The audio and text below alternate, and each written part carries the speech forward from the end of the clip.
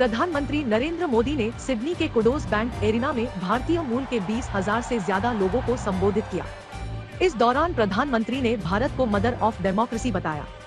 उन्होंने कहा कि हमारे लिए पूरी दुनिया एक परिवार है। कार्यक्रम में ऑस्ट्रेलिया के पीएम अल्बनीज भी मौजूद थे। उन्होंने पीएम मोदी की तारीफ करते हुए कहा कि मोदी इज द बॉस। प्रधानमंत्री मोदी के सम्मान में सिडनी में भारतीय मूल के लोगों की ओर से शानदार कार्यक्रम का आयोजन किया गया था, जिसमें भारतीय संस्कृति की झलक दिखाई थी। सिडनी में पीएम मोदी ने कारोबारियों के साथ कई दौर की मुलाकात भी की। श्रीनगर में G20 टूरिज्म वर्किंग ग्रुप की बैठक के दूसरे दिन जम्मू कश्मीर के एलजी मनोज सिन्हा ने नाम लिए बिना पाकिस्तान पर निशाना साधा। उन्होंने कहा कि जम्मू कश्मीर हमेशा से नॉलेज और लुभावने नजारों का केंद्र रहा है। उन्होंने कहा कि कश्मीर अब एक नए युग की तरफ बढ़ रहा है। केंद्रीय मंत्री जी किशन रेड्डी ने कहा कि कश्मीर भारत का अभिन्न हिस्सा है और पाकिस्तान का इससे कुछ भी लेना देना नहीं है। जी किशन रेड्डी ने महबूबा मुफ्ती के उस बयान पर भी पलटवार किया, जिसमें पीडीपी चीफ ने बीजेपी पर G20 को हाईजैक करने के आरोप लगाए हैं। कल श्रीनगर में हो रही G20 बैठक का आखिरी दिन है।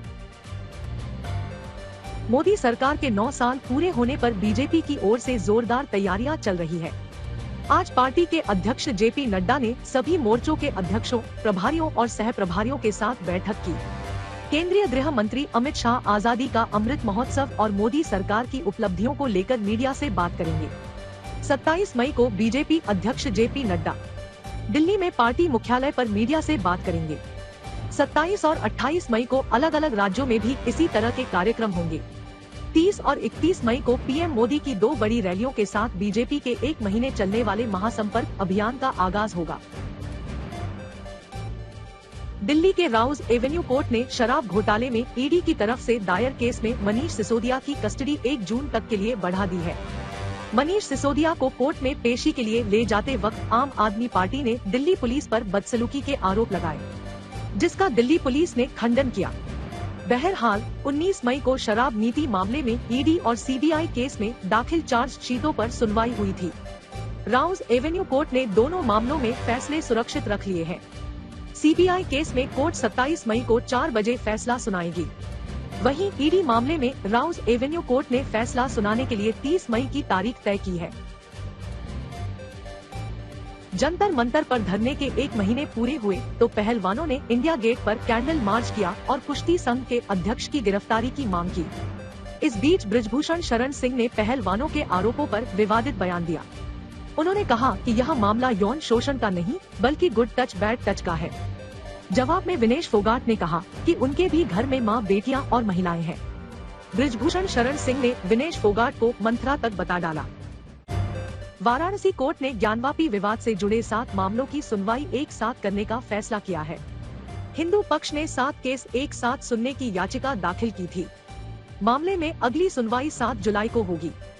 ज्ञानवापी से जुड़े श्रृंगार गौरी केस में 4 महिलाओं ने पिछले साल दिसंबर में जिला कोर्ट में एप्लीकेशन देकर 7 मामलों की सुनवाई एक साथ एक ही कोर्ट में करने की मांग की थी। जिला कोर्ट ने 17 अप्रैल को आदेश पारित किया था कि सभी 7 मामलों की फाइलों को रखा जाए।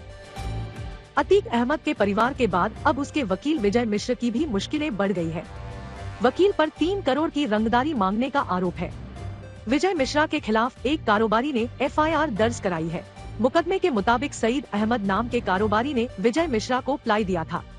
जब वकील से उधार के पैसे मांगे गए तो विजय मिश्रा ने धमकी दी और 3 करोड़ की रंगदारी मांगी।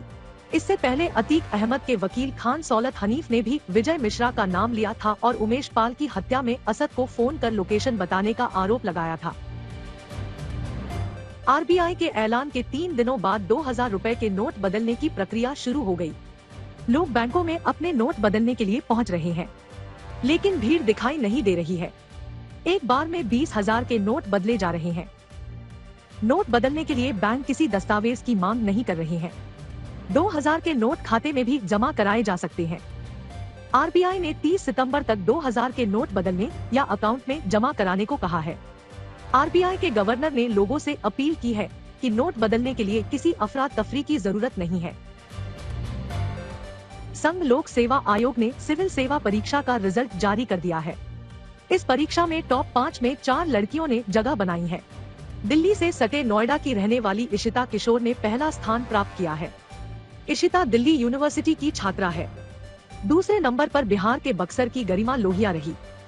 तीसरे स्थान पर उमा हरती एन और चौथे नंबर पर स्मृति मिश्रा रही। फाइनल रिजल्ट में कुल 933 छात्रों का चयन हुआ है। अल कादिर ट्रस्ट केस में पाकिस्तान के पूर्व प्रधानमंत्री इमरान खान की रावलपिंडी के नेशनल अकाउंटेबिलिटी ब्यूरो कोर्ट में पेशी हुई। इस केस में इमरान खान पहली बार जांच एजेंसी के सामने पेश हो रहे हैं। वहीं उनकी पत्नी बुशरा बीबी को एनएबी ने करीब 2000 करोड़ रुपए की घूस लेने के मामले में 31 मई तक जमानत दे दी है। इससे पहले इस्लामाबाद की एंटी टेररिज्म कोर्ट ने इमरान खान को हिंसा से जुड़े 8 मामलों में 8 जून तक जमानत दी है। जो लोग समझते हैं कि प्रधानमंत्री नरेंद्र मोदी का जलवा पहले जैसा नहीं रहा और जिन्हें बात बात पर भारत का लोकतंत्र खतरे में नजर आता है, आज उनके लिए बहुत बुरा दिन है। आज ऑस्ट्रेलिया में प्रधानमंत्री नरेंद्र मोदी का राजनीति के एक ग्लोबल बॉस जैसा सम्मान हुआ और एक रॉक स्टार जैसा जबरदस्त स्वागत हुआ तालियों की गड़गड़ाहट के बीच। इसलिए आज हम ब्लैक एंड व्हाइट में सबसे पहले इसी खबर का एक विस्तृत विश्लेषण आपके लिए करेंगे और आपको भारत और ऑस्ट्रेलिया की जय और वीरू वाली दोस्ती के बारे में बताएंगे। लेकिन सबसे पहले आपको उस स्मोकिंग सेरेमनी की तस्वीरें दिखाते हैं जिनकी ऑस्ट्रेलिया के साथ भारत में भी आज काफी चर्चा हो रही है। सिडनी के जिस स्टेडियम में आज प्रधानमंत्री मोदी का संबोधन था, उससे पहले एक कार्यक्रम में प्रधानमंत्री मोदी का स्वागत स्मोकिंग सेरेमनी से हुआ। यह ऑस्ट्रेलिया का एक पारंपरिक रीति रिवाज है जिसमें अतिथि का स्वागत कुछ खास पत्तियों की धुनी से किया जाता है और ऐसी मान्यता है कि इस रिवाज से वातावरण शुद्ध और शुभ हो जाता है और इससे फिर किसी काम में कोई अड़चन नहीं आती। तो सबसे पहले आप ये तस्वीरें देखिए और ये भी सोचकर देखिए कि अगर भारत में ऐसा कुछ किसी ने कर दिया होता तो कैसे हमारे ही देश के कुछ लोग इसे किसी खास धर्म से जोड़कर इसे अब तक सांप्रदायिक रंग दे चुके होते।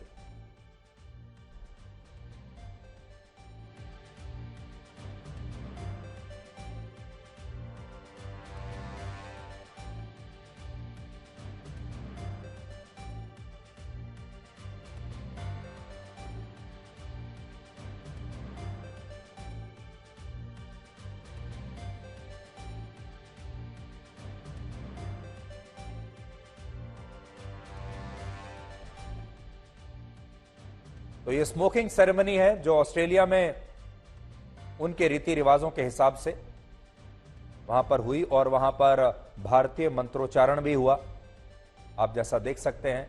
और बात आज वही है कि अगर भारत में हमने किसी विदेशी मेहमान के लिए ये सब कुछ कर दिया होता तो अब तक हमारे ही देश का एक वर्ग नाराज हो चुका होता और इस पूरी सेरेमनी को सांप्रदायिक करार दे चुका होता। प्रधानमंत्री मोदी ने आज सिडनी के कुडोज बैंक एरिना स्टेडियम में भारतीय समुदाय के लगभग 20,000 लोगों को संबोधित किया और इस दौरान ऑस्ट्रेलिया के प्रधानमंत्री एंथनी अल्बनीजी खुद उस स्टेडियम में मौजूद थे, सामने ही बैठे हुए थे और उन्होंने अपने भाषण में प्रधानमंत्री मोदी के लिए एक खास लाइन का इस्तेमाल किया और वो लाइन थी, PM Modi is the boss.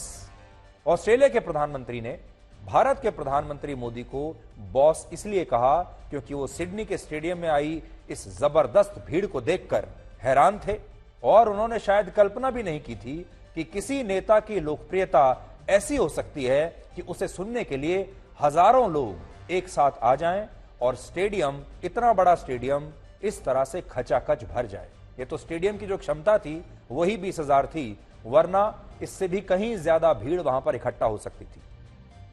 और ऑस्ट्रेलिया के प्रधानमंत्री ने शायद ऐसी भीड़ किसी नेता के लिए तो कम से कम इससे पहले कभी नहीं देखी। इस बात पर हैरानी जताते हुए उन्होंने अमेरिका के मशहूर सिंगर और मशहूर रॉक स्टार ब्रूस स्प्रिंगस्टीन का जिक्र किया और ऑस्ट्रेलिया के प्रधानमंत्री ने कहा कि जब इस स्टेडियम में ब्रूस स्प्रिंगस्टीन आए थे तब उनका भी ऐसा स्वागत नहीं हुआ था जैसा प्रधानमंत्री मोदी का आज स्वागत हुआ है।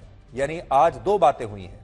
ऑस्ट्रेलिया के प्रधानमंत्री ने पहले तो प्रधानमंत्री नरेंद्र मोदी को बॉस कहा, उन्होंने कहा ही इज अ बॉस, और दूसरी बात उन्होंने उनकी तुलना एक रॉक स्टार से की और वो भी ब्रूस स्प्रिंगस्टीन जैसे इतने बड़े और महान रॉक स्टार से उन्होंने की और उन्होंने कहा कि इससे पहले जब मैंने स्टेज पर लास्ट टाइम किसी को देखा था तो वो थे ब्रूस स्प्रिंगस्टीन, और उनका स्वागत भी इतना जबरदस्त नहीं हुआ था जितना आज प्रधानमंत्री मोदी का हुआ है। अब आप ये शानदार तस्वीरें खुद देखिए। I said to my friend, the Prime Minister, before, the last time I saw someone on the stage here was Bruce Springsteen, and he didn't get the welcome that Prime Minister Modi has got.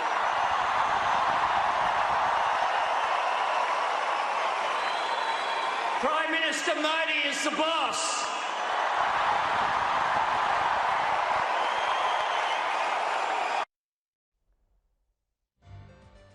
ये stadium खचाखच लोगों से भरा हुआ है, तालियों की गड़गड़ाहट है, सीटियां लोग बजा रहे हैं, तालियां बजा रहे हैं, इतनी एनर्जी इस स्टेडियम के अंदर है। और ऑस्ट्रेलिया के प्रधानमंत्री अल्बनीजी हैरान हैं कि किसी नेता के लिए ऐसी लोकप्रियता कैसे हो सकती है, और इसीलिए उन्हें कहना पड़ा कि prime minister Modi is the boss. अब आपको बताते हैं कि ब्रूस स्प्रिंगस्टीन का उदाहरण ऑस्ट्रेलिया के प्रधानमंत्री ने क्यों दिया, और ये कौन है। 73 वर्ष के ब्रूस स्प्रिंगस्टीन अमेरिका के मशहूर सिंगर और रॉक स्टार हैं और सॉन्ग राइटर हैं, जिन्होंने वर्ष 2017 में सिडनी के इसी स्टेडियम में एक लाइव कॉन्सर्ट किया था, जिसमें भीड़ तो बहुत आई थी, लेकिन यह भीड़ प्रधानमंत्री को सुनने आए लोगों की भीड़ से कम थी, और यह एक बहुत बड़ी बात है। ब्रूस स्प्रिंगस्टीन के दुनिया में करोड़ों फैंस हैं, और वो दुनिया के सबसे बड़े रॉक स्टार्स में से एक है, सबसे बड़े कलाकारों में से एक हैं, और उनके संघर्ष को दुनिया में एक मिसाल के तौर पर देखा जाता है। तो ब्रूस स्प्रिंगस्टीन और नरेंद्र मोदी की समानता भी आप आज देख लीजिए, दोनों की उम्र लगभग बराबर है। ब्रूस स्प्रिंगस्टीन भी 73 वर्ष के हैं, और ब्रूस स्प्रिंगस्टीन का संघर्ष अब आप देखिए, वो भी मोदी जैसा ही है। ब्रूस स्प्रिंगस्टीन के पिता एक बस ड्राइवर थे, लेकिन इसके बावजूद ब्रूस स्प्रिंगस्टीन ने अपनी प्रतिभा से दुनिया के करोड़ों लोगों के दिलों में अपनी जगह बनाई और इतने बड़े स्टार बन गए। भीड़ देखिए, उन्हें देखने के लिए जो भीड़ आती है वो कैसे दीवानों की तरह उनके गानों को सुनती है। और अमेरिका के पूर्व राष्ट्रपति बराक ओबामा भी ब्रूस स्प्रिंगस्टीन के बहुत बड़े फैन हैं।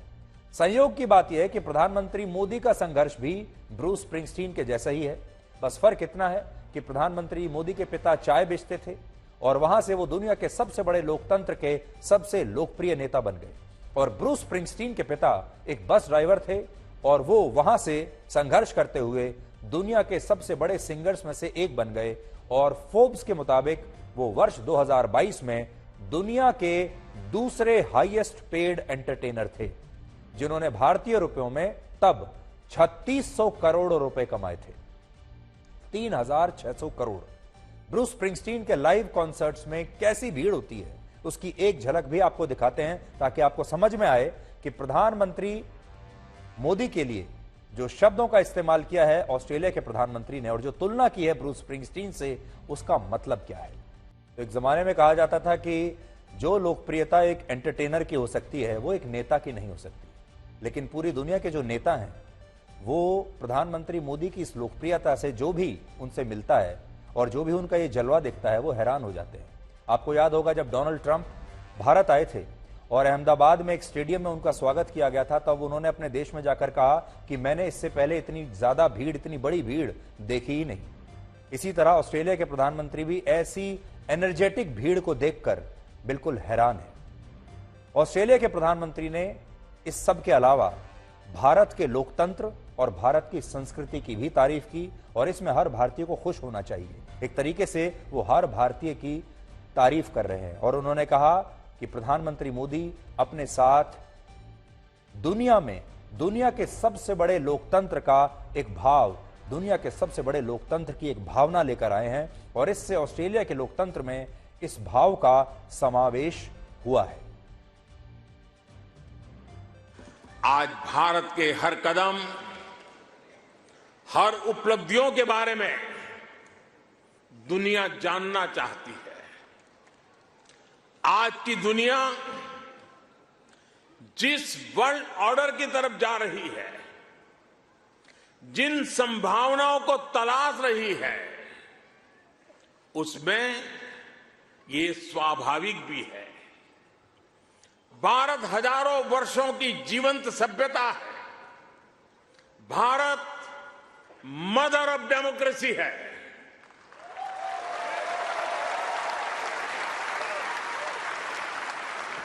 हमने समय के अनुसार खुद को ढाला है, लेकिन अपने मूल सिद्धांतों पर, फंडामेंटल्स पर हमेशा टिके रहे हैं।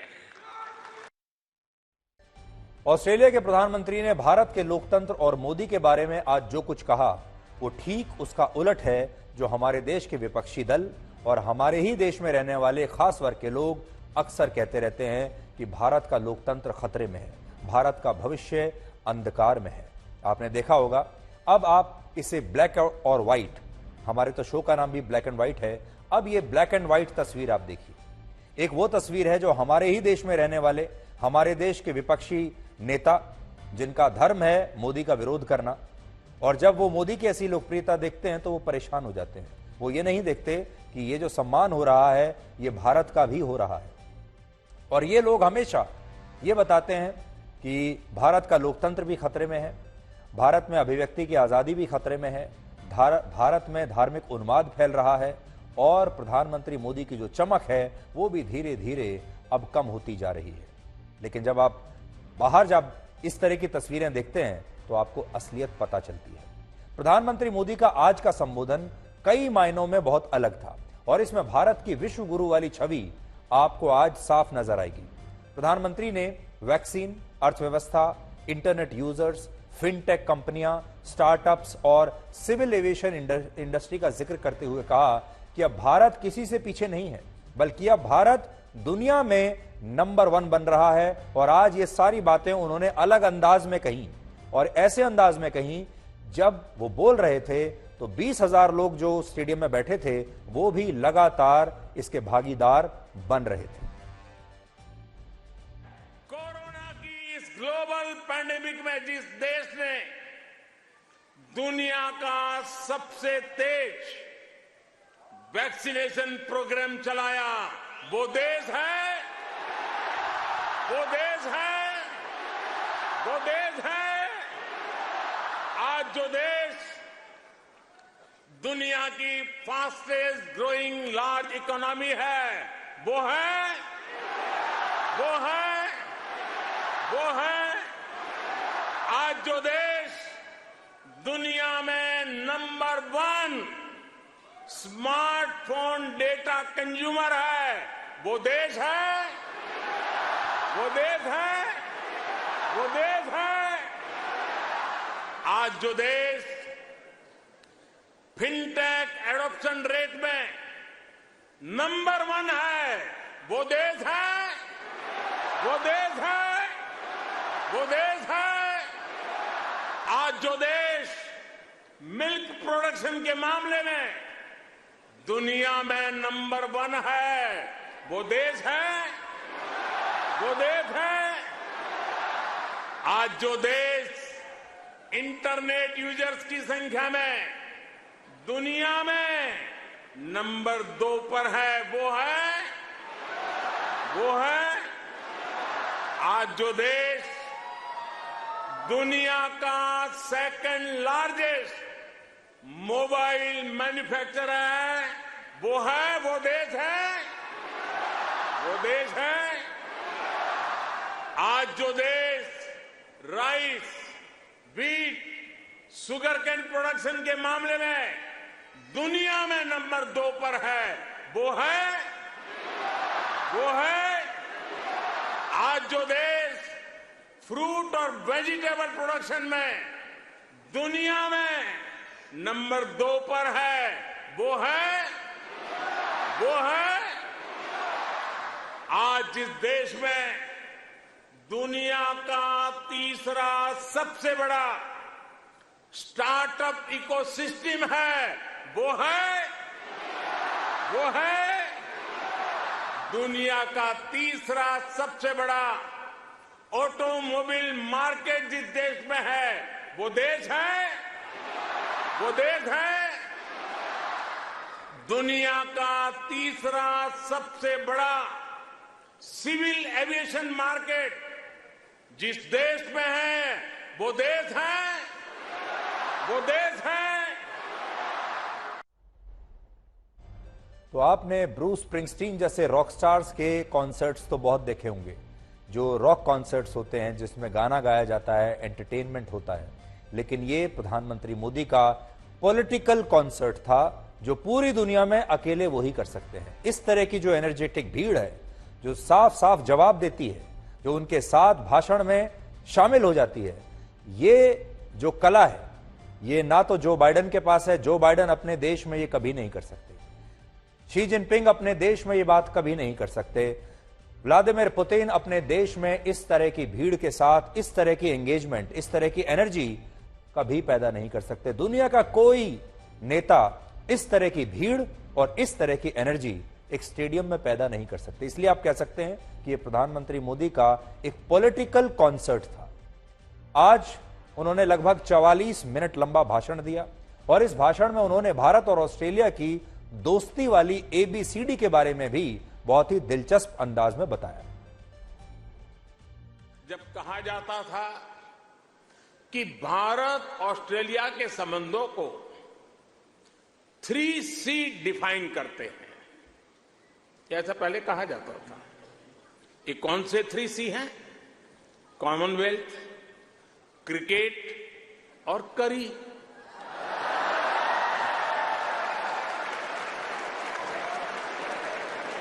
इसके बाद कहा गया कि भारत ऑस्ट्रेलिया के संबंध 3D पर आधारित है। डेमोक्रेसी, डायस्पोरा और दोस्ती।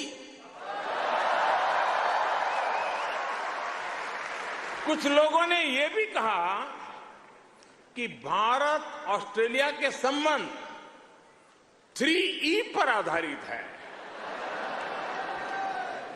एनर्जी, इकोनॉमी और एजुकेशन। यानी कभी C, कभी D, कभी E। अलग अलग कालखंड में ये बात संभवतः सही भी रही है, लेकिन भारत और ऑस्ट्रेलिया के ऐतिहासिक संबंधों का विस्तार इससे कहीं ज्यादा बड़ा है।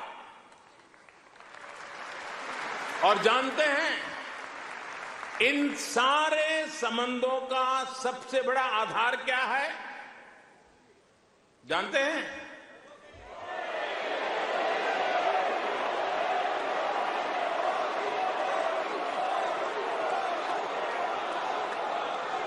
जी नहीं,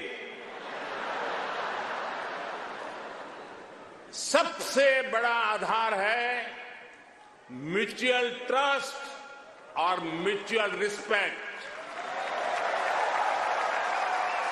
अब आपको ऑस्ट्रेलिया के प्रधानमंत्री के भाषण का वो हिस्सा दिखाते हैं जो हमारे देश के एक खास वर्ग को बड़ा चुभेगा, जिसमें वो भारत के लोकतंत्र की बात कर रहे हैं। आप भी सुनिए।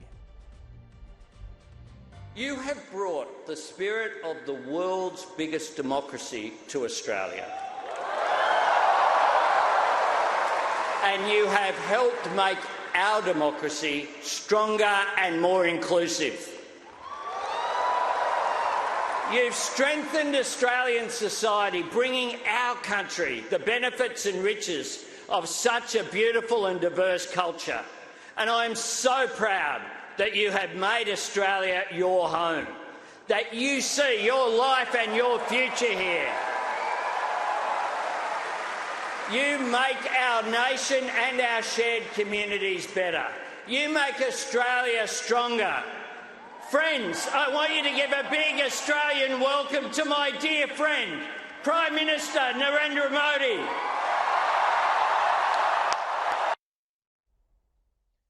आपने एक बात और नोट की, ऑस्ट्रेलिया के प्रधानमंत्री अल्बनीजी आज किस रंग की टाई पहनकर आए हैं। अब हो सकता है कि ये इत्तेफाक हो और हो सकता है कि उन्होंने जानबूझकर यही रंग चुना हो। आप देखिए, आज उन्होंने केसरिया रंग की टाई पहनी है, भगवा रंग की टाई पहनी है, और हो सकता है हमारे देश में बहुत सारे लोग इसके भी अलग अलग मतलब निकालने लगे। अब हम कह नहीं सकते कि ये उन्होंने जानबूझकर इस रंग को आज चुना या फिर ये एक बाई चांस ऐसा हो गया है।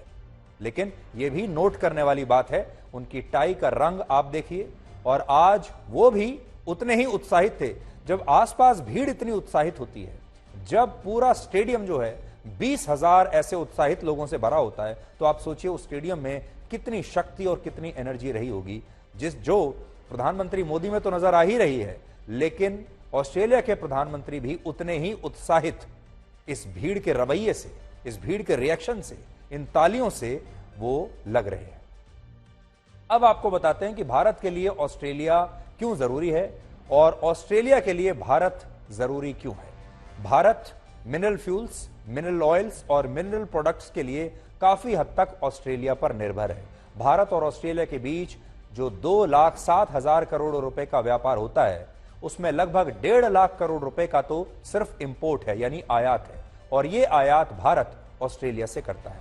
इसके अलावा 2.5 करोड़ की आबादी वाले ऑस्ट्रेलिया में 7 लाख भारतीय रहते हैं। सोचिए, ऑस्ट्रेलिया की पूरी आबादी सिर्फ 2.5 करोड़ है, यानी हमारी दिल्ली की आबादी से भी कम पूरे ऑस्ट्रेलिया की आबादी है। और ये 7 लाख भारतीय जो वहां रहते हैं, ये रेमिटेंस के रूप में भारत में अपना पैसा भेजते हैं।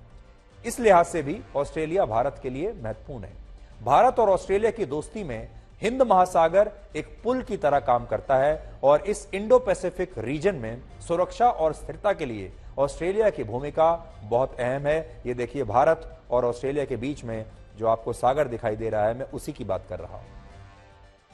और इसीलिए भारत ऑस्ट्रेलिया पर काफी भरोसा करता है। दोनों अलाइज हैं, दोनों पार्टनर्स हैं, दोनों क्वाड के सदस्य हैं। इसके अलावा दोनों देशों का मुकाबला एक ही देश से है और वो है चीन, और इसीलिए भारत और ऑस्ट्रेलिया दोनों क्वाड का हिस्सा बने हुए हैं। ऑस्ट्रेलिया के लिए भारत इसलिए जरूरी है क्योंकि चीन के बाद ऑस्ट्रेलिया में सबसे ज्यादा छात्र भारत से ही पढ़ने के लिए आते हैं। पिछले साल भारत से लगभग 90,000 छात्र ऑस्ट्रेलिया में पढ़ने के लिए गए थे, जिससे ऑस्ट्रेलिया की अर्थव्यवस्था को बहुत फायदा होता है।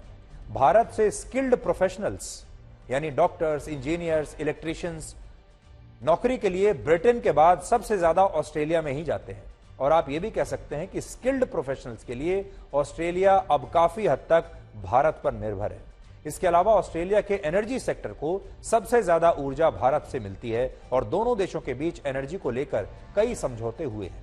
जो भारत और ऑस्ट्रेलिया के बीच जो संबंध हैं, उसमें एक बहुत बड़ी चुनौती है, और वो ये है कि ऑस्ट्रेलिया में जिस तरह खालिस्तानी संगठन हाल ही के दिनों में सक्रिय हो गए हैं, जिस तरह खालिस्तानी वहां हिंदू मंदिरों और भारतीय दूतावासों पर हमले कर रहे हैं, भारतीयों पर हमले कर रहे हैं, उस वजह से भारत और ऑस्ट्रेलिया के रिश्ते अब और मजबूत होना बहुत जरूरी है, आपसी भरोसा होना बहुत जरूरी है। और आज प्रधानमंत्री मोदी ने एक बड़ा ऐलान किया और कहा कि ऑस्ट्रेलिया के ब्रिस्बेन शहर में अब एक नया कॉन्सुलेट यानी वाणिज्य दूतावास खोला जाएगा।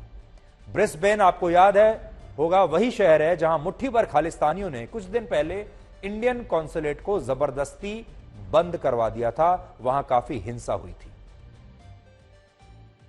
जब मैं आपके बीच आया हूं तो एक घोषणा भी करने जा रहा हूं।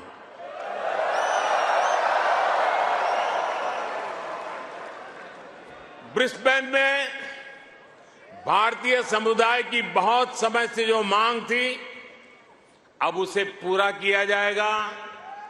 जल्द ही ब्रिस्बेन में भारत का एक नया कॉन्सुलेट खोला जाएगा।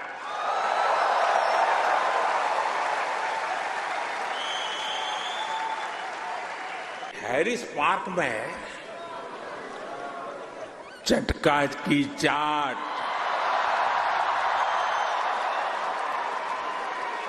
जयपुर स्वीट्स की जलेबी, उसका तो कोई जवाब ही नहीं है। मेरी आप सबसे रिक्वेस्ट है, आप लोग कभी मेरे मित्र पीएम एल्बनीज़ी को भी वहां जरूर ले जाइएगा। खाने की बात चली है और चाट की बात चली है, तो लखनऊ का नाम आना भी स्वाभाविक ही है। मैंने सुना है सिडनी के पास लखनऊ नाम की जगह भी है, लेकिन मुझे पता नहीं वहां भी चाट मिलती है क्या। अच्छा, यहां भी तो शायद दिल्ली के पास वाले लखनऊ के लोग होंगे ही होंगे, है क्या? वाह, वाकई Delhi street, Bombay street, Kashmir Avenue, Malabar Avenue जैसी कितनी ही सड़कें यहां ऑस्ट्रेलिया में आपको भारत से जोड़े रखती है। ऑस्ट्रेलिया के प्रधानमंत्री अल्बनीजी वैसे भी भारत को नहीं भूल सकते, क्योंकि इसी साल वो होली के मौके पर भारत आए थे और उन्होंने इस वर्ष की होली यहीं भारत में मनाई थी। तस्वीरें आज हम आपको दिखा रहे हैं और आज भी उन्होंने कहा कि भारत में जब मैं होली मनाने के लिए आया था तो उस होली को मैं कभी भूल नहीं सकता। और ये जो तस्वीरें अभी आप देख रहे हैं, ये वो तस्वीरें हैं जो अल्बनीजी को शायद जीवन भर याद रहेंगी, क्योंकि उन्होंने इस तरह फूलों का उत्सव इससे पहले अपने जीवन में कभी नहीं देखा होगा। तो ये इसी साल होली की तस्वीरें हैं जब ऑस्ट्रेलिया के प्रधानमंत्री भारत आए थे। यहां जब वो आए होंगे तो उन्होंने भारत के संस्कारों को भी देखा होगा, भारत की संस्कृति को भी देखा होगा, भारत के लोगों को करीब से जाना होगा और भारत के लोकतंत्र को भी उन्होंने बहुत करीब से तब देखा। और इसीलिए आज वो भारत के लोकतंत्र की तारीफ कर रहे हैं। उन्हें भारत का लोकतंत्र खतरे में नजर नहीं आ रहा, उन्हें भारत के लोकतंत्र का भविष्य अंधेरे में नजर नहीं आ रहा, बल्कि वो ये कह रहे हैं कि भारत तो दुनिया का सबसे बड़ा लोकतंत्र है और वहां सीखने के लिए बहुत कुछ है। लोकतंत्र की बात जब चली रही है तो अब हम आपको लोकतंत्र के मंदिर में लेकर चलते हैं और आपको भारत का पहला मेड इन इंडिया संसद भवन दिखाते हैं। और आज आपको बताएंगे कि भारत को एक नए संसद भवन की आवश्यकता क्यों थी और आजादी के 75 वर्ष बाद भी हम कैसे मुगलों और अंग्रेजों द्वारा बनाई गई इमारतों को ही इस्तेमाल कर रहे हैं, उन पर गर्व भी करते हैं। लेकिन सबसे पहले आपको भारत के नए संसद भवन की ये शानदार तस्वीरें देखनी चाहिए, जिनमें आप देख पाएंगे कि भारत की नई लोकसभा और भारत की नई राज्यसभा कैसी होगी।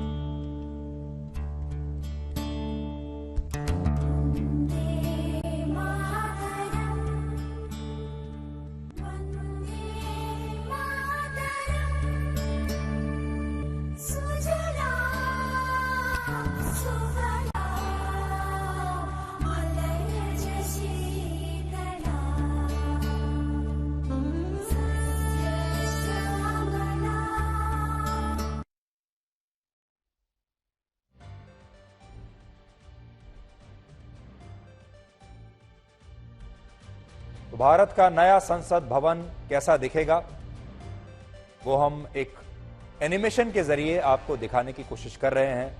लोकसभा कैसा होगा, राज्यसभा कैसा होगा और ये आकार में पुराने संसद भवन से कैसे अलग होगा। जैसा भी आपने देखा, भारत का नया संसद भवन मौजूदा संसद भवन से कई मायनों में अलग है। नया संसद भवन त्रिभुज आकार का है जो 64,500 वर्ग मीटर के इलाके में फैला है, जबकि पुराना संसद भवन गोलाकार था, गोल था और ये 47,500 वर्ग मीटर के इलाके में फैला था। यानी नया संसद भवन जो होगा वो पुराने संसद भवन के मुकाबले कहीं ज्यादा बड़ा है आकार में। नए संसद भवन की लोकसभा में 888 और राज्यसभा में 384 सदस्यों के बैठने की व्यवस्था है। यानी नए संसद के दोनों सदनों में अब 1272 सांसदों के बैठने की व्यवस्था है, 1272, जबकि जो पुरानी लोकसभा थी उसमें 550 और पुरानी राज्यसभा में सिर्फ 250 सीटें हैं। यानी ये आंकड़ा होता है 800 सांसदों का। अभी जो मौजूदा संसद भवन है उसमें सिर्फ 800 सांसद बैठ सकते हैं। मौजूदा संसद भवन में दोनों सदनों की संयुक्त बैठक सेंट्रल हॉल में होती है, जहां सिर्फ 440 सीटें हैं। इसलिए जब भी कोई बड़ी बैठक या कार्यक्रम वहां होता है सेंट्रल हॉल में, तो अलग से कुर्सियां लगानी पड़ती हैं और अलग से कुर्सियां लगाकर किसी तरह से काम चलाया जाता है, क्योंकि सेंट्रल हॉल काफी छोटा है। लेकिन नए संसद भवन के लोकसभा हॉल में 1272 सदस्यों के एक साथ बैठने की व्यवस्था की गई है और 2026 में देश में लोकसभा की सीटों के लिए परिसीमन होना है और ऐसी संभावना है कि तब लोकसभा की सीटें 543 से बढ़कर 800 के आसपास तक जा सकती है। इसलिए भविष्य को देखते हुए, क्योंकि भविष्य में सांसदों की संख्या बढ़ जाएगी, इसे देखते हुए संसद भवन में बैठने के लिए 150% अधिक सीटों की व्यवस्था की गई है, जो नए सांसदों के लिए होगा। और इस नए भवन का निर्माण करीब 950 करोड़ रुपए में हुआ है, जबकि अंग्रेजों के जमाने में जो हमारी पुरानी संसद भवन बनी थी, उस पर 83 लाख रुपए उस जमाने में खर्च हुए थे। मौजूदा संसद भवन की नींव वर्ष 1921 में ब्रिटिश सरकार ने रखी थी और इसके 6 साल बाद वर्ष 1927 में इसका उद्घाटन हुआ था और तब इसमें सेंट्रल लेजिस्लेटिव असेंबली के सेशन की शुरुआत हुई थी। इसलिए इस हिसाब से मौजूदा जो संसद भवन है, ये लगभग 100 वर्ष पुरानी बिल्डिंग है और यह भवन क्षमता, आधुनिकता और जरूरत के हिसाब से मौजूदा भारत के लिए अब पर्याप्त नहीं है। सोचिए, इसमें जो सारी व्यवस्था है, सारी सुविधाएं हैं, सारी टेक्नोलॉजी है, वो सब 100 साल पुरानी है। मौजूदा संसद में न तो लोकसभा के 800 सदस्य बैठ सकते हैं, क्योंकि इतनी जगह ही नहीं है, और ना ही इसकी राज्यसभा में ज्यादा प्रतिनिधियों के बैठने की जगह है। और यहां एक और महत्वपूर्ण बात यह है कि मौजूदा संसद भवन की मांग को लेकर कांग्रेस पार्टी ने भी यूपीए की सरकार में सहमति जताई थी। उस दौरान तब कांग्रेस पार्टी भी यही कहती थी कि नया संसद भवन होना चाहिए।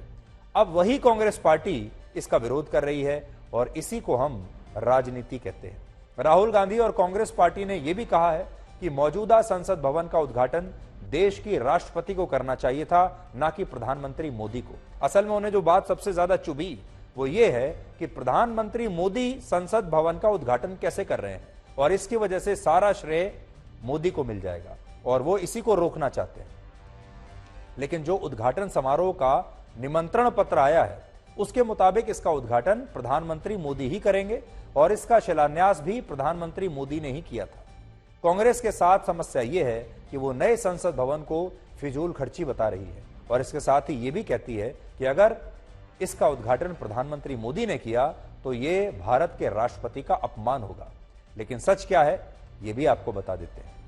वर्ष 1975 में तत्कालीन प्रधानमंत्री इंदिरा गांधी ने मौजूदा संसद के एक उप भवन का खुद उद्घाटन किया था, राष्ट्रपति से नहीं कराया था, जिसकी नींव वर्ष 1970 में भारत के तत्कालीन राष्ट्रपति वीवी गिरी ने रखी थी। क्या तब भारत के राष्ट्रपति का अपमान नहीं हुआ? इसी तरह वर्ष 1987 में तत्कालीन प्रधानमंत्री राजीव गांधी ने भी मौजूदा संसद भवन की नई लाइब्रेरी का शिलान्यास किया था। तो क्या तब इससे भारत के राष्ट्रपति का अपमान नहीं हुआ था? 2 डेट्स मैं आपको बताता हूं। एक डेट है शायद अगस्त 1975 की, हाँ, जब इंदिरा जी प्रधानमंत्री थी, उन्होंने पार्लियामेंट एनेक्स की इनॉग्रेशन की थी, ठीक है। दूसरी डेट है, जहां तक मुझे याद आता है, 87 की 15 अगस्त 87 में राजीव जी जब प्रधानमंत्री थे, उन्होंने पार्लियामेंट लाइब्रेरी की। ये होमवर्क करते नहीं अपने समय में। जो देखिए, हेड ऑफ स्टेट और हेड ऑफ गवर्नमेंट में देयर इज अ डिफरेंस। अगर आपके हेड ऑफ गवर्नमेंट इनॉग्रेट कर सकते हैं पार्लियामेंट की एनेक्सी को और लाइब्रेरी को, तो हम इस समय के हेड ऑफ गवर्नमेंट क्यों नहीं कर सकते? जब प्रधानमंत्री खुद करते हैं, ये राष्ट्रपति करना चाहिए। पहले फाउंडेशन करते वक्त भी वो उस वक्त के जो शेड्यूल कास्ट समाज से आए थे, दलित समाज से, उनको फाउंडेशन पे नहीं बुलाया। इस वक्त इस इनॉग्रेशन को भी वो शेड्यूल ट्राइब मुर्मा जी है और ये बोलते हैं हम शेड्यूल कास्ट शेड्यूल ट्राइब्स को इतना महत्व दिया। अरे जिस जगह महत्व देना है, उनकी गरिमा बढ़ाना है, उस जगह तुम उनको देते नहीं और बात के लिए, अपने वोटों के लिए ये बात कहकर दूर हो जाते। लोग बताते हैं कि मुगलों ने बनाया लाल किला और जम्मा मस्जिद, उसके पहले ऐबक्स का दावा है कि हमने कुतुब मीनार बनाया। अंग्रेजों ने बनाया Rashtrapati Bhavan, north block, south block, parliament, नई दिल्ली इलाका। हमने क्या बनाया आजादी के बाद?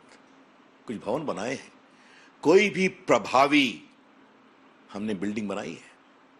तो भारतीय संसद भारत की उद्यमशीलता और क्षमता का परिचायक है। भारत को गुलामी से आजाद हुए अब 75 वर्ष बीत चुके हैं, लेकिन कई मामलों में हमारा देश आज भी गुलामी की बेड़ियों से बाहर निकल नहीं पाया है। हमें उसी की आदत पड़ चुकी है। स्वतंत्रता दिवस के मौके पर भारत के प्रधानमंत्री जिस लाल किले की प्राचीर से देश को संबोधित करते हैं, उस लाल किले का निर्माण मुगल शासक शाहजहां ने 17वीं सदी में किया था। जो राष्ट्रपति भवन भारत के राष्ट्रपति का आधिकारिक आवास आज भी है, उसका निर्माण भी वर्ष 1929 में ब्रिटिश हुकूमत द्वारा करवाया गया था और इसे तब वाइसरॉयज हाउस कहा जाता था, जिसमें भारत के ब्रिटिश वाइसरॉय रहा करते थे, यानी ये वाइसरॉय का घर हुआ करता था। इसी तरह हर साल गणतंत्र दिवस के मौके पर जिस कर्तव्य पथ से भारत की विशाल परेड निकाली जाती है, वो पहले राजपथ हुआ करता था। इसका निर्माण भी अंग्रेजों की सरकार के शासन में हुआ। हकीकत यह है कि आज देश की राजधानी दिल्ली की पहचान जिन भी इमारतों से है, उन सब का निर्माण गुलामी के समय हुआ है। कुतुब मीनार को देख लीजिए, लाल किला, हुमायूं का मकबरा, राष्ट्रपति भवन, संसद भवन, नॉर्थ ब्लॉक, साउथ ब्लॉक, हमारे जो अलग अलग मंत्रालय जिन बिल्डिंग से चल रहे हैं वो सब बिल्डिंग्स, इंडिया गेट, राजपथ, ये तमाम धरोहर और इमारतों का निर्माण या तो मुस्लिम आक्रमणकारियों ने किया, मुगलों ने किया या फिर अंग्रेजों ने किया, और इन तमाम निर्माणों के पीछे भारत का हित नहीं था। दिल्ली में लाल किले का निर्माण इसलिए हुआ क्योंकि मुगल शासक शाहजहां अपनी राजधानी आगरा से दिल्ली लाना चाहता था। इंडिया गेट का निर्माण इसलिए हुआ क्योंकि ब्रिटिश सरकार पहले विश्व युद्ध में शहीद होने वाले अपने और भारत के सैनिकों को श्रद्धांजलि देना चाहती थी, और इसीलिए इंडिया गेट पर आज भी उन सैनिकों के नाम अंकित हैं जो ब्रिटिश मूल के हैं। उनके नाम ज्यादा अंकित हैं भारतीय मूल के सैनिकों के तुलना में। इसी तरह राष्ट्रपति भवन का निर्माण ब्रिटिश वाइसरॉय के रहने के लिए और संसद भवन का निर्माण अंग्रेजों ने भारत पर शासन करने के लिए और अपनी असेंबली चलाने के लिए किया था। और 8 अप्रैल 1929 को क्रांतिकारी शहीद आजम भगत सिंह ने इसी संसद भवन में बम फेंककर एक धमाका किया था ताकि अंग्रेजी सरकार को भारत से भगाया जा सके। लेकिन जब भारत को आजादी मिली तो हमने इन्हीं इमारतों को अपना सच मान लिया, इन्हीं इमारतों पर गर्व करने लगे, इन्हीं इमारतों में रहने लगे, और आज यही इमारतें हमें अच्छी लगती हैं। अब हम इन्हें छोड़कर मेड इन इंडिया इमारतों में जाना ही नहीं चाहते। आजादी के 75 वर्षों के बाद आज जब सही मायनों में भारत का लोकतंत्र अपने पहले मेड इन इंडिया घर में प्रवेश करने वाला है, तब इसका हमारे ही देश के विपक्षी पार्टियां विरोध कर रही हैं, जबकि यह संसद भवन किसी एक पार्टी या एक नेता का नहीं है। यह देश के 142 करोड़ लोग और उनके द्वारा चुने गए सभी पार्टियों के सांसदों का प्रतिनिधित्व करेगा। आजाद भारत के लोकतंत्र का सबसे बड़ा प्रतीक होगा। लेकिन इसके बावजूद इस पर इतनी राजनीति हो रही है, और यह राजनीति भी असल में नई नहीं है। हमारे देश में तो हर चीज पर ही राजनीति होती है। आपको याद होगा वर्ष 2018 में गुजरात में जब आजाद भारत के पहले गृह मंत्री सरदार वल्लभ भाई पटेल की 182 मीटर ऊंची प्रतिमा का अनावरण हुआ, जो 2 कुतुब मीनार से भी ऊंची थी, और तब भी इस पर कितनी राजनीति हुई थी। और विपक्षी दलों ने इसे पैसे की बर्बादी बताया और कहा कि इस स्टैच्यू ऑफ यूनिटी को देखने के लिए कोई नहीं आएगा। बाद में ये सारे अनुमान बुरी तरह से ध्वस्त हुए और स्टैच्यू ऑफ यूनिटी की अब भारत ही नहीं दुनिया भर में चर्चा हो रही है। दिसंबर 2022 में एक हफ्ते में ही 4 लाख लोग स्टैच्यू ऑफ यूनिटी को देखने के लिए आए थे, जो कि एक रिकॉर्ड है। हमें लाल किले पर गर्व है, पुराने अंग्रेजों द्वारा बनाए गए संसद भवन पर गर्व है, राष्ट्रपति भवन पर गर्व है, इंडिया गेट पर गर्व है, गेटवे ऑफ इंडिया पर गर्व है, हमें ताजमहल पर गर्व है। लेकिन यह सब कुछ हमारे देश पर आक्रमण करने वाले लोगों ने बनाया। लेकिन क्या यही गर्व हमें सरदार पटेल की स्टैच्यू ऑफ यूनिटी पर है? आज ये बड़ा सवाल है। क्या यही गर्व अब हमें अपने नए संसद भवन पर होगा? आपको ताजमहल पर गर्व होगा, लेकिन क्या आपको उतना ही गर्व स्टैच्यू ऑफ यूनिटी पर भी होगा? भारत में बहुत सारे लोग ऐसे हैं जो कहते हैं कि अगर मुगल लाल किला ना बनवाते और अंग्रेज संसद भवन और इंडिया गेट का निर्माण ना करते तो भारत के पास दुनिया को दिखाने के लिए क्या होता। लेकिन यह सच नहीं है। मुगलों के आने से कई सदी पहले भारत में ऐसे कितने निर्माण हुए जिनका आकर्षण आज भी बरकरार है और जो बताता है कि हमारा आर्किटेक्चर कितना शानदार था। इनमें उड़ीसा का कोणार्क सूर्य मंदिर है, जिसका निर्माण 13वीं सदी में हुआ। यह मंदिर सूर्य देवता को समर्पित है और इस मंदिर की दिशा पूर्व में है, जहां से सूर्य उदय होता है। इस मंदिर के ढांचे को चमत्कार की तरह देखा जाता है और इसे यूनेस्को ने वर्ल्ड हेरिटेज साइट घोषित किया है। इसी तरह तमिलनाडु में लगभग 800 वर्ष पहले एक मंदिर का निर्माण हुआ था, जिसे एरावतेश्वर मंदिर कहते हैं।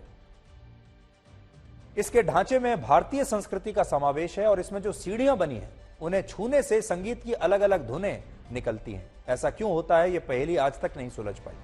इसके अलावा आंध्र प्रदेश में लगभग 500 साल पुराना हैंगिंग पिलर, दिल्ली में 1600 वर्ष पुराना आयरन पिलर जो कुतुब मीनार के परिसर में ही है, महाराष्ट्र में 2000 साल पुरानी अजंता एलोरा की गुफाएं, मध्य प्रदेश में 2300 वर्ष पुराना सांची स्तूप मौजूद है। और वो वास्तुकला और निर्माण है ये जो गुलामी से पहले के हैं और इनमें भारत की संस्कृति दिखाई देती है, भारत का आर्किटेक्चर दिखाई देता है।